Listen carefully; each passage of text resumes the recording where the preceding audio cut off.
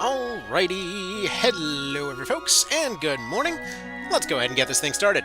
So, this is going to be the Ogre Battle 64 Gryphon only run. Basically, the idea is that we're going through OB64 using only Gryphons and Gryphon-related accessories. So basically, this is going to be Gryphons, Cockatrices, Spkinxes, Ravenmen, that kind of thing. Basically, Ravenmen, Witches, Beast Tamers, those are going to be the ones that are going to be allowed as squad leaders. Other than that, all party members have to be Gryphons as soon as we can get them. So this is going to start off in map 3 here, so pretty much until then it's a little bit of a speedrun type situation. Also, hi there, Trung. Alright, let's go ahead and get this thing started. Start off with our, basically, well, we're going to start off with a little bit of a discussion, and then we're going to get straight into our totally not Mulan intro. And then we've got that. Hello there, Stretner. Hi there, Valhalla. So yeah, last I checked, when I put out the poll there for whether we're doing Union 0 or finally getting around to Ogre Battle 64, there was a dead even tie, so you know what? OB64 it is today. It just definitely feels like that kind of day. Also, it's nice to, for once, be actually playing this in a situation where the emulation actually works right. Oh man, every previous run we've had some kind of bizarro jank. So, as before, by the way, this series is technically sponsored by the Gryphon Insurrection series, so that's where all the names are going to be coming from. So we're going to start off with Rebel for this guy. I feel like that's going to be appropriate, and just basically we're not going to be looking for any particular type of routes or whatever else. We're just, as usual, playing this by ear. And in this particular case, he seems like a pretty argumentative and assassinatey sort, so that's kind of what we're going to be going for. We'll see what we end up getting out of this. Alright, so what's the date of your birth? What the hell day is it today? September 27th. So that, whatever that lands us with. Just because it's always really tiny stuff that this ends up affecting. And who knows, it always ends up with at least something interesting. Alright, Rebolt Gallant, who I'll personally always end up calling Rybolt, but whatever. What do you hold within your sword? They don't have passion on here, or sorry, they don't have poison on here, so we're going to go with the next best thing in belief that the poison will work. So I'm going to put that in there. We're going to try, I mean, basically based off the character here, we're not going to try to get too horny with the Pope this time. What are you going to sever with the sword? They don't have a throat, so we're going to say silence is about the closest thing that we're going to go for here. Alright, next up, for what do you beseech the gods? That for once, this ends up working out properly. Can we not fail by some miracle despite pulling out everything correctly? Let's see, what do you offer the gods? I mean, we're gonna be honest here, we totally poisoned all those guys, but okay. Alright, and what do you wish for? Hopefully this will result in some reform and, I don't know, probably getting some land back. None of this will make any sense if you haven't read the books there. Anyway, let's see, what do you want to get rid of from this land? I don't know, all that law is a bit of a problem. We're birds, we're not supposed to like laws very much. Also, they don't really particularly like certain faces, so there's that. Whose help do you call upon? Clearly, we're going and wishing upon the wind here. The wind is everything. Alright. What kind of stuff do we get for those bizarro answers? We get a Balder, we get a Blessed, we get a Bastard, a Francisca, Kite Shield. Okay, so we definitely started off with a, looks like probably a, I'd assume a Knight, a Hoplite, and a Fencer? I guess? I don't know. But we definitely didn't start off with the Witch to lead one of the squads, but we'll get there. Hello there, Warren! Everybody get your best Hugo impressions out, because it's time to talk about some bridges!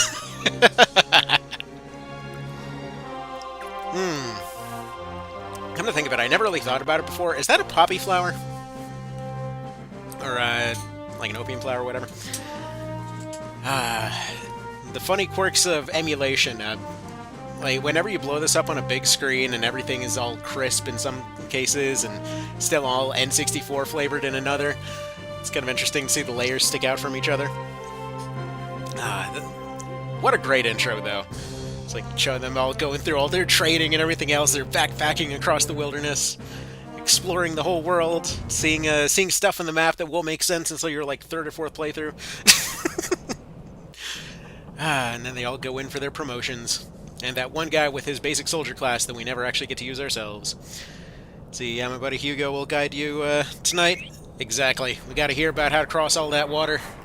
How would we possibly do it without him? Boats don't exist in this universe. They only exist at the start and end of the game, dang it. Well, and for extreme plot drama. Yeah, you know what? Funnily enough, Warren, that picture you posted earlier about the thing with Cashua chewing out Sistina for her friends having died because of her failure and all that. I'm surprisingly, all this time, I have literally never seen that scene. You learn something new every day. All right. Personnel assignment ceremony that we cannot skip. Yeah, welcome to the land of unskippable cutscenes, by the way. It's the symbol of war and the fallen of wars. What? The plant. Gotcha.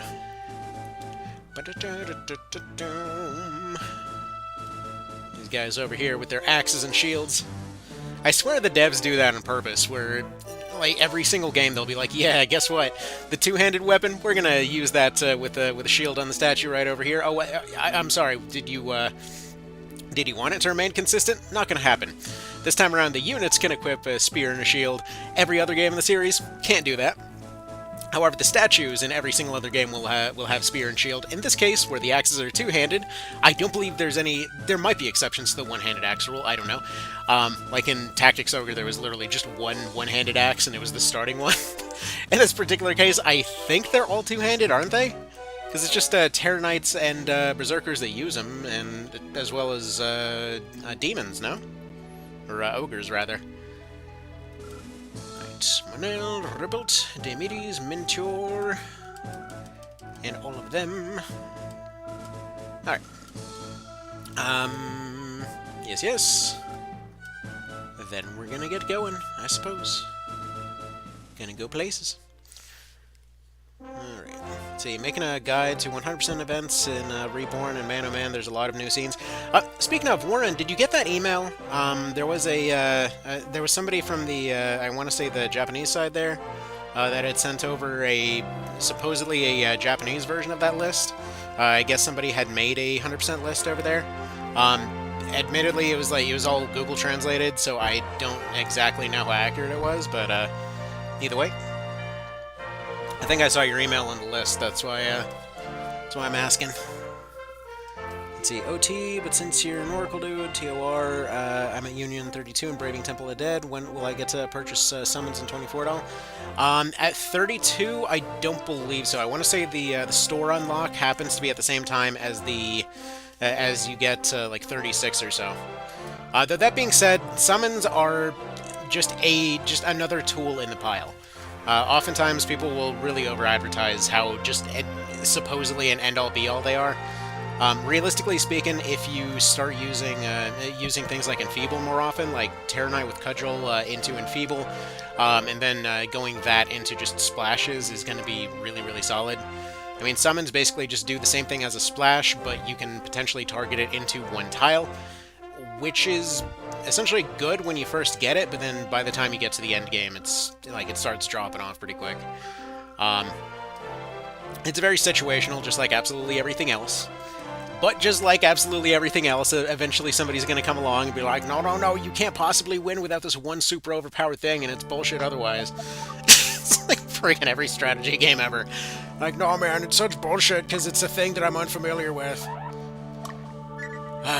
Every dang time. Never fails. Anyway. Let's see here. Birdemic? Exactly. Is the spear the best weapon like in real life? I mean, I kind of feel like the best weapon is politics, if you think about it. That's always been the best weapon here, too. See, it's an Arabian guy. I don't know how he got that, but he translated it with ChatGPT from Japanese. I mean, I would assume somebody must have data mined it or something at some point. I mean, the Japanese community's been pretty much on the ball since day one. We just never communicate because of the language barrier. I mean, they had that stuff, like, friggin' data mined before it even released, so... see, a lot of information there I'm translating it. Yeah, I was still trying to figure out what the hell was going on there. Admittedly, when it first showed up, it was like, the email was saying surprise. I'm like, yeah, I'm definitely surprised because I don't know what the hell I'm reading right now. This looks like events and where they are, but I don't know for sure. And then ended up working for most of the day yesterday, so... Armchair discourse? Exactly. Alright, so, for those that have never Ogre Battle 64'd before, here's the general gist. You are given a bunch of colorful dots. Those colorful dots are cities, and you have colorful squares. Those are your strongholds.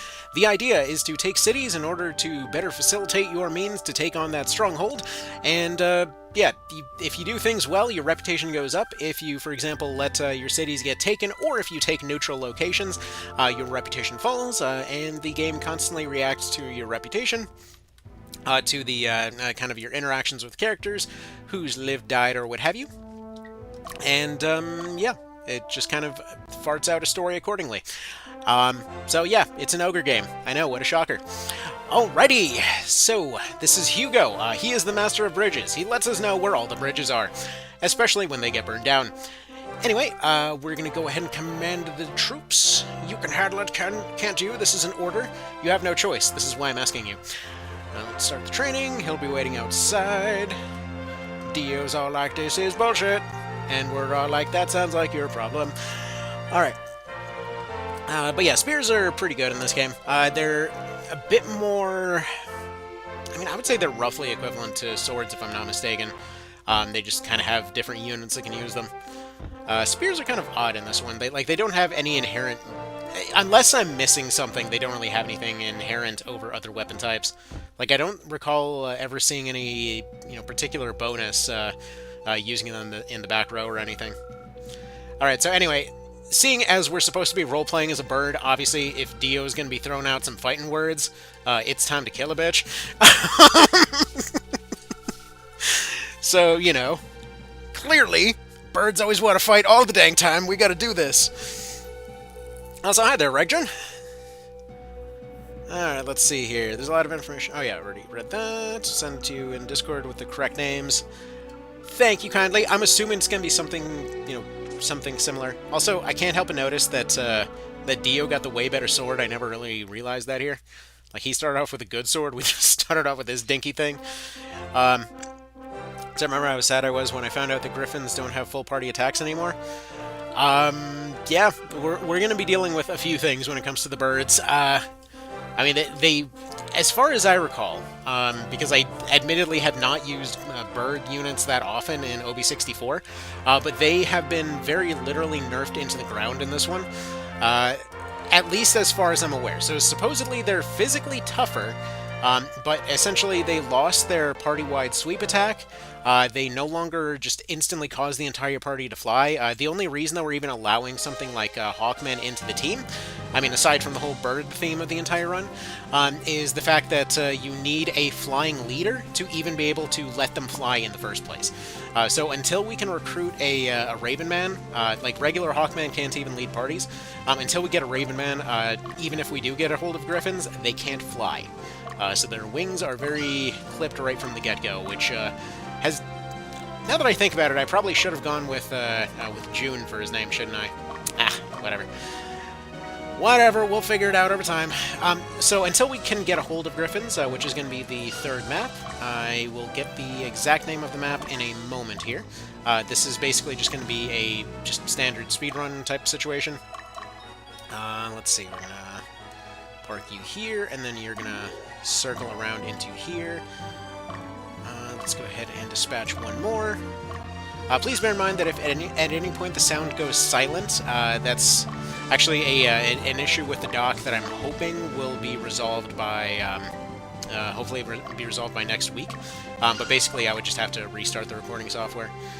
Anyway, we'll go ahead and deploy you there, and then lastly we'll go ahead and take our final party and just kind of, we're going to go ahead and deploy them over, probably to go defend this town a little bit, because we're going to want to be attacking outwards from there in a little bit. And then Dio will be firmly in charge of sitting here and watching the base, because he tried to attack us earlier, and that insubordinate little butthole is going to stay right here. There you go. Just, you enjoy seat warming duty, buddy. Moving on. Alright, also we probably want to go ahead and up the speed here. I know we're going to regret that later, but for the time being, we're going to go over not to suspend. We're going to remember what the actual controls are, and maybe actually read the things that I'm clicking on, instead of clicking on random pretty buttons randomly. Where's my menu? There it is, settings, and we want our message speed to be fast, cursor speed fast, game speed fast. They don't have ultimate fastness. Destination display, yeah, we can leave that on. Help display, we can take that off. Icon display, yeah, we'll leave that on. First-person reports, I like those. Battle animations on, battle action names, yeah, we can leave that on for now. It doesn't really change anything speed-wise, really. And, yeah, then we should be all good to go. How do I go backwards? I love how, not only have the mechanics not been the same for any two games in this entire series, but even the controls have been different every single time. Welcome to the Ogre games. Yay, they found some old clothing! Soldier, quit picking through the trash! We got places to be. Alright, any dang ways, just so you guys know, we're primarily moving people into these towns in order to go and protect them. Taking a red town, as I said earlier, improves your reputation. Technically speaking, kind of matching the people to the town is going to give you a better reputation boost. I forget to what degree. I know personally I've always kind of held that that rule of just trying to exclusively take red towns and just never take a green town, not really worrying about the rest. Alrighty. This guy's team is interesting. Alright, we can't really properly give any... whatever, just do strongest. Alright, so brief explanation for those that, again, are unfamiliar with this whole thing. You have, when it comes to your fights, they are sort of automated, but there are choices that you can make in the middle of it, basically giving them a general rule set to follow, where you tell them to attack the strongest or weakest or the leader, and or just kind of like pick a balanced thing depending on the situation. In this particular case, they're just kind of going in to soften up that party so that the next one can take him out. For most of your characters, if they are killed, they're dead unless you pay the money to revive them for that particular fight. If they are humanoid, they have a chance to zombify and be permanently gone at the end of the fight. If they are a monster or anything else, we're able to revive them. And then when it comes to the actual fights between these squads, as they are, these starting parties kind of suck, but we're not going to really do much with them until we actually get a hold of some Gryphons. For the time being, it's basically trash fighting trash, so we don't have to worry too hard about it. Ogre Battle Reborn, kind of, I suppose, since he always wanted to play this but never got the chance. Definitely worth playing on emulator at this point. I mean, realistically speaking, I don't know if we'll ever see a re-release, but, hell, it's a really darn fun game. Not to mention, just like the others in the Ogre series, they do a really solid job of just constantly adapting the story every time you play through.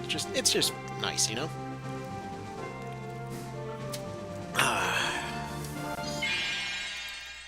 Anyway, so we don't technically have to actually win all of these fights. Technically, if we want to, we're just going to go attack strongest so that we get the most experience at this point. All we really have to accomplish is to take the stronghold, so everything else is really up to you. And in most cases, the easiest ways to deal with parties is to actually take out their commander, and then essentially, once a party's commander is taken out, they'll run around in a panic, which means that you can use a squad or two to basically back them into a corner, and then just take out their units one by one. If you spare units, you'll occasionally get some different story results. If you kill all of them, you'll get some different results. Basically, the game will try to adapt its best to whatever stuff you're throwing at it. Okay, so I've got a few squads going here. We've got 2 defending at the moment. I'm not really too worried about them getting taken out here. Still kind of getting used to X being the back button here. Anyway, those 2 are just going to wander around in a panic. I'm just going to focus on winning the fight more so than trying to optimize anything at this point. Because, like, we literally can't even get a Gryphon as of yet. The only way that we can get them, despite them running 2 of them, is to get to a particular map, and then at that particular map we need to run around and run into Gryphons in the wild. At which point we need to replace our entire team.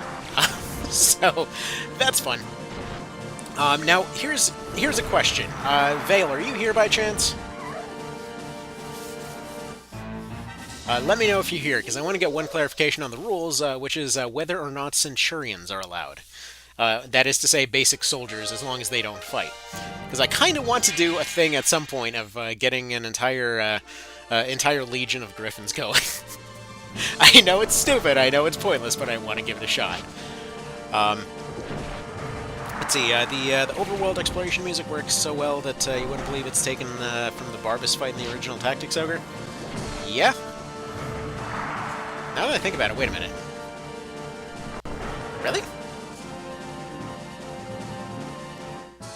I never even noticed that. That's interesting. Yeah, the original SNES version does have some of Tactics Ogre. That is does have some interesting choices for all that stuff. It's like I know that there's even a mod out there that restores the original SNES music to Tactics Ogre Reborn. But yeah, it's kind of jarring seeing some of the differences that have changed since SNES. Like, many forget that in SNES you didn't even have a Zapan and a what's her face friggin' witch lady fight at Omorica. You literally had 2 separate fights, and then the witch fight was just her gaining like 10 extra levels out of nowhere and then one-shotting your team. Oh man, SNES Tactics Ogre is friggin' weird. Like, there was so much string of stuff about it. Okay, so quick little breakdown on mechanics, just real quick here. So, essentially what we're looking at, let's go ahead and see if this is the guy that I think it is. It is, yeah, that guy. That guy's fine. We're gonna want to go ahead and give him a bit more experience, so he's gonna go ahead and chase down this wizard here. So you can give them commands in this menu to chase down a particular unit type. This fencer we won't really be using later. At least I don't think we will. But that tamer does have a future. Anyway, let's see. Do you like the music in OB64? Yes, they are. See, legions are perfectly in character for this awful army challenge. That's what I was thinking. So yeah, oh yeah, go for it, absolutely will do. Alright. So, a little mechanics breakdown for those unfamiliar. The reason that they're trying to take a town, and the reason that we're actually chasing them down after resting a little bit, is that there's a sort of tiredness mechanic at play here. So if your units are out in the field for a while, they start getting more and more tired. I believe at like 30% or so is when they start seeing really sharp drops in their performance. And then basically once they hit 0, they start falling asleep. So if they fall asleep in the middle of a march, they'll just get ambushed and take, a lot of extra damage at that point. Not to mention they'll usually get attacked from behind or what have you, since direction does matter in this one.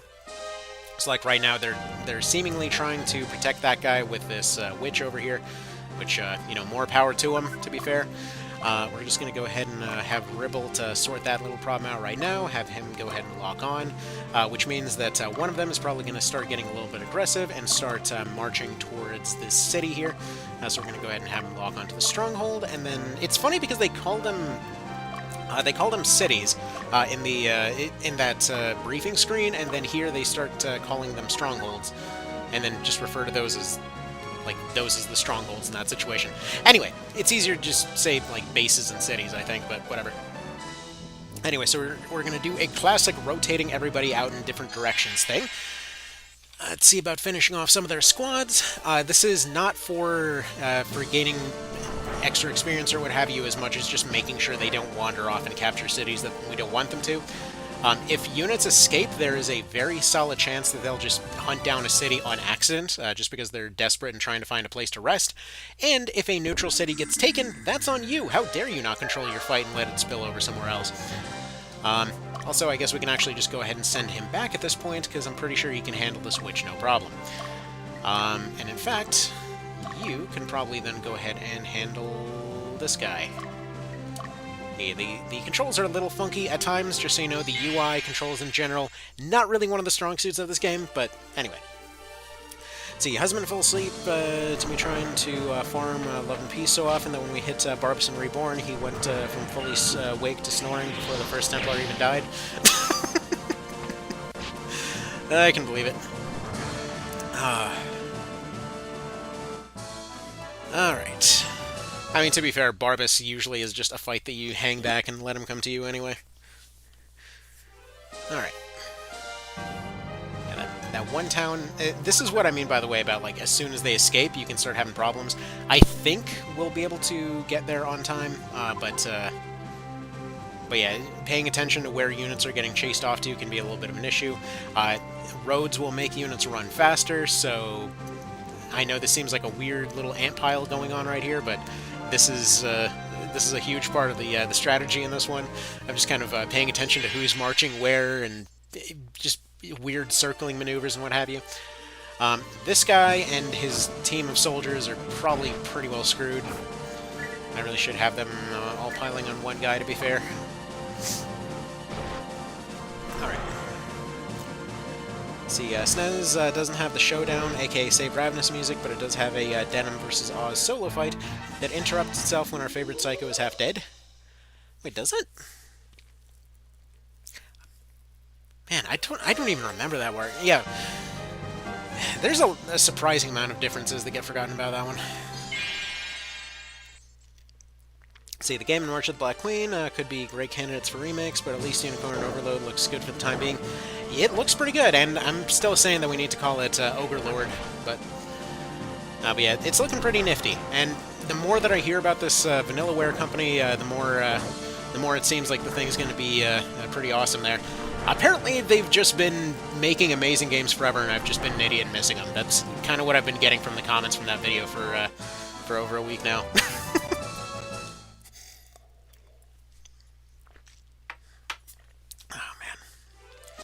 Yeah, no. If my nose sounds funny at any point, by the way, we are in this very Michigan moment right now, where it was a very sudden heat wave for like a day, but then we're also going straight into winter. So we basically got allergies and cold wind at the same time.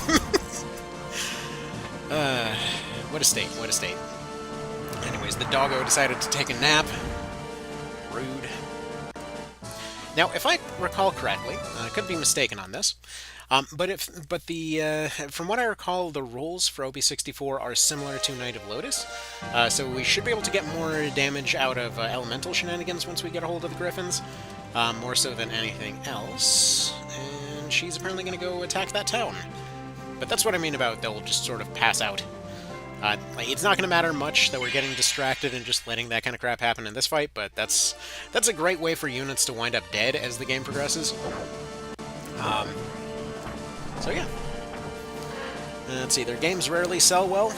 I'm shocked, considering the amount of, as they say, TNA on display. Let's see, being called idiot is not great. Maybe. I'm used to it, because it's true. Oh, man. Let's see. See, Muramas is fantastic as his Dragon's Crown, and I've heard really good things about both of them. Like, it's funny because I saw somebody doing a bunch of reviews on I think it was specifically Vita emulation or something, and one of them was Muramasa, I think. I could be wrong on that. I remember there have been multiple times now that I've mixed up their games with somebody else's. Alright,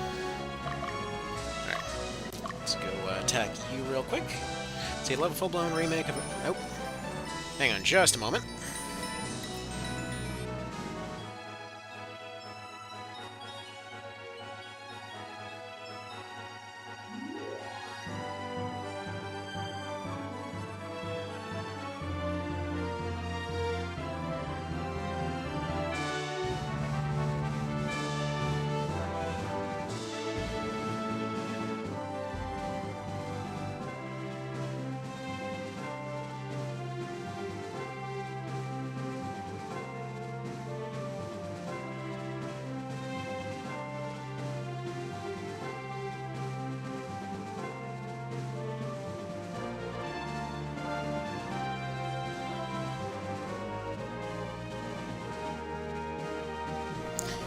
Okay, well that's extremely annoying. I think we're gonna have to, at least in a few minutes anyway, gonna have to kind of postpone this for tomorrow.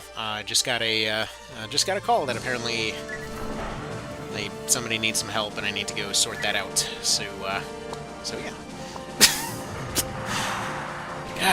The timing really sucks. Let's see.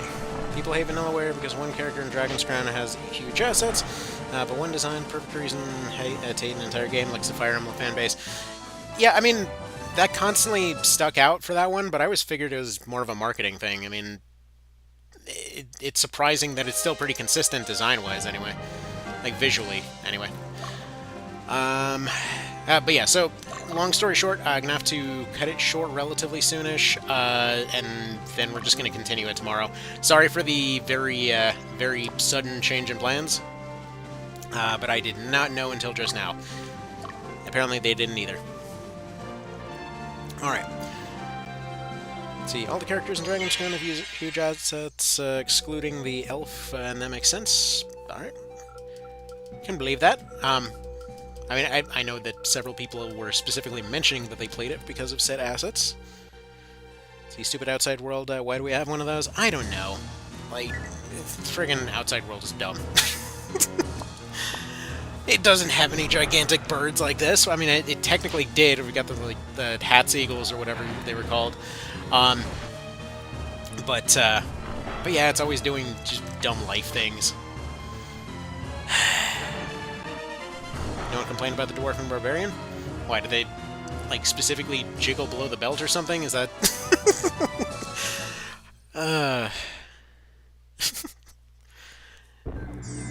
mean, again, as long as the visuals are consistent and it's not the only thing going on, then, like, that's honestly fine. Like, there was a really weird case of a game, that weirdly enough didn't even necessarily have all of that stuff in there, but they constantly implied it was a thing. If you've ever played One Way Heroics, where it's this bizarro game that's basically like, I would describe it as very Japanese FTL. But basically, at one point, if you end up turning around and kind of fighting the last boss of the game, you end up unlocking a new class there that's just titled as Hero. And their main unique ability is just to get a gigantic stat buff at the cost of being permanently naked from that point on. Which, somebody took this concept and just decided every single character in the entire game needs to have new dialogue for this. It needs to be the most overpowered thing, the whole deal. If I recall correctly, there's even a different ending for getting to the end without becoming a nudist or something. It's just a weird game. See, hypocritic, let's just admit we all like assets. I mean, yeah, everybody does to a degree. Everybody likes different stuff, it's just a matter if it makes sense. Like in Fire Emblem, it most certainly doesn't, and that's kind of what kind of threw me off the series after the GBA. Like, the GBA one's fantastic, everything before that, fantastic. The GameCube one's fantastic. And then they started on the 3DS, and they're like, who needs armor in a war when there's, you know, airbags? Alright, anyway, I gotta go, deal with life real quick. Again, apologies that this is apparently the shortest friggin' thing in existence, but life is like that sometimes. Anyway, if it's any consolation, I had made a thing the other day of just recommendations from that last stream of just unusual games that you might like if you like these games and stuff like that, so I'll just go and put that out now. I meant to edit it further, but screw it, it's probably fine enough. And yeah, I gotta get going. Y'all take care. Again, sorry for the millionth time for the sudden change of plans. That's irritating. Alright, I'll see ya. If I can get to the end button.